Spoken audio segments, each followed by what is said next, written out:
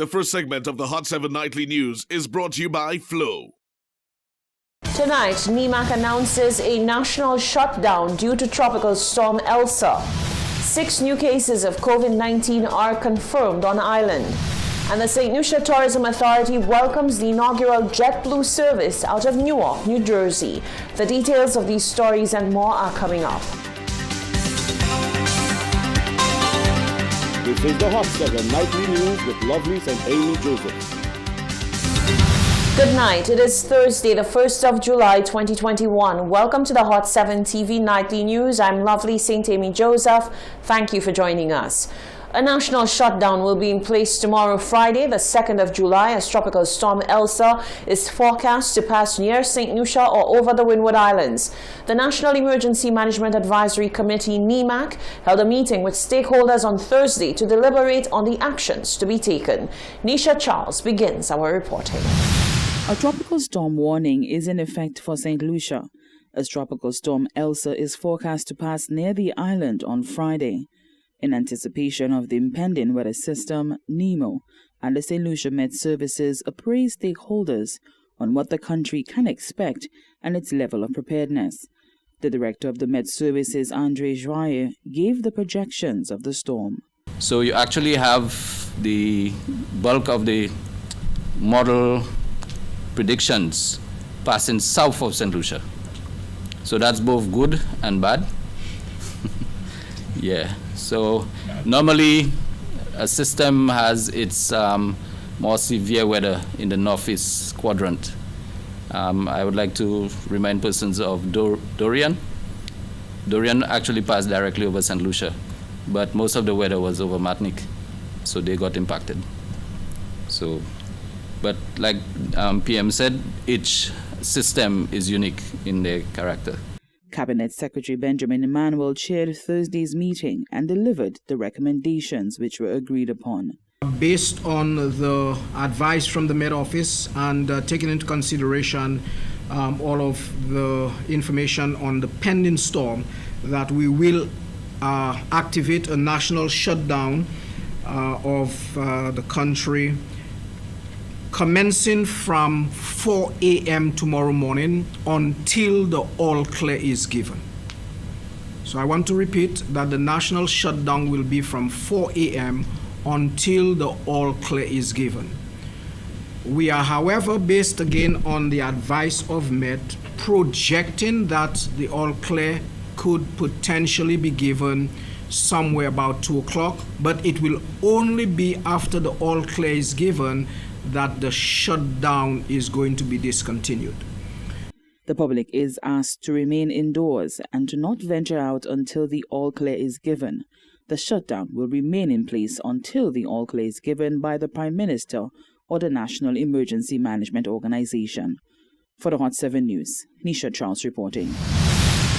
Today, Thursday, the 1st of July 2021, the Ministry of Health and Wellness received confirmation of 6 new cases of COVID-19 from a batch of 53 samples taken during the period the 27th to the 30th of June 2021. The contact tracing for these new cases is currently underway. Confirmation was also received of the recovery of 3 individuals diagnosed with COVID-19, bringing the total number of active cases to 89. At present, 2 of the active cases are requiring critical care at the respiratory hospital. The new cases bring the total number of cases diagnosed in country to date to 5,302. The inaugural JetBlue service out of Newark Liberty International Airport, New Jersey, arrived in St. Lucia today with a capacity of 129 visitors. Crew members were gifted with branded items and presented with a commemorative plaque on arrival. The New York tri-state area is a top tourism market for St. Lucia, with visitors from the Northeast ranking as number 1 for U.S. arrivals. 2 airlines have added new flights from this important area. The JetBlue flight from Newark, New Jersey is one. It makes it convenient for New Jersey residents to fly direct to St. Lucia. The flight departs 3 times a week on Tuesdays, Thursdays, and Saturdays.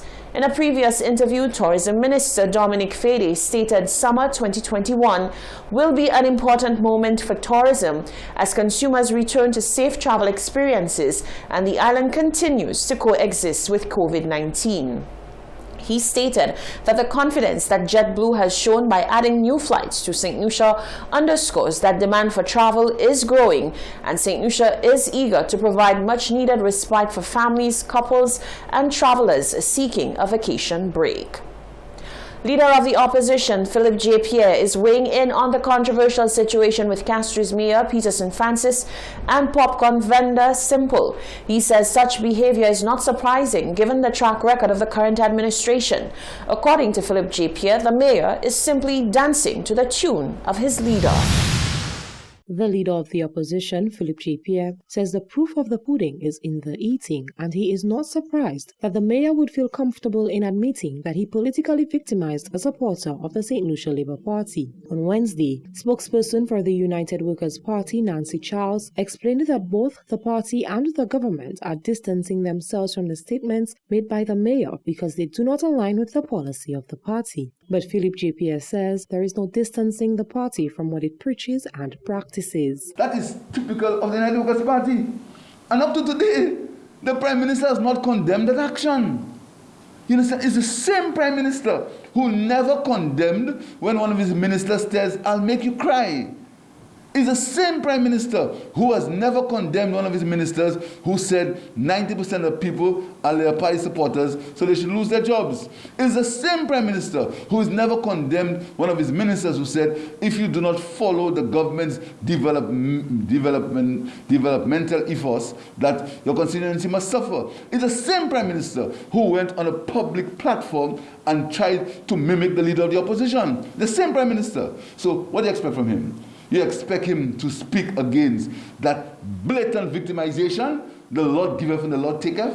That is basically what the United Workers' Party is all about. Many calls have been made for disciplinary actions to be taken against the mayor. Minister of Responsibility for Local Government, under which the office of the mayor falls, Leonard Montoute, indicated on Wednesday that upon consultation with the mayor, it was agreed upon that if anything could be done to redress the matter, that it should be done. Pierre says it is appalling that the matter should be dealt with in such a passive manner. The mayor should be asked to apologize in the first instance, and his position should be seriously considered. Is he the mayor? But as I said, you can't blame the minister, you can't blame the mayor, because that's what the mayor has seen all around him. That's the example he's been given to by his prime minister. So the mayor is just continuing what is the policy of the United Workers' Party government. I mean, the United Workers' Party government, they have ensured that no opposition constituency gets any support during these 5 years. But they're on the streets. Up to last night, they were on the road, complaining about the Labour Party, a referendum on us. It's not on us. The referendum is on them. So I'm not surprised that the government has taken no action. That's how the government operates, a government of vindictiveness. Pierre says the issue of public officials getting away with questionable actions is a UWP problem. When they come now with their wholly endowed plans and try to have a referendum on the Labour Party and try to attack me, who has not been Prime Minister, you understand the position? But the Prime Minister must defend his record. He must defend what he has allowed his ministers to escape with. He has to defend his record, not defend me, not attack me. I've never been Prime Minister. I can assure you, none of my ministers would make these kind of pronouncements. And if they had made these kind of pronouncements, they would suffer the consequences of their action. In her comments on Wednesday, Nancy Charles was quick to point out the termination of CCC workers under the SLP administration in 2012, a matter which went to court where the claimants, former CCC workers, won their case for wrongful dismissal. Reporting for Hot 7 News, I am Genevieve Gonzaga. You're watching the Hot 7 TV Nightly News. Stay with us. Still to come, the police force makes progress with recent homicide investigations. What happens to Parliament and the government structure after the 12th of July if an election is not slated? And Kenson Casimir outraged over the incomplete Grand Riviere Court. That and more after the break. The first segment of the Hot 7 Nightly News was brought to you by Flow.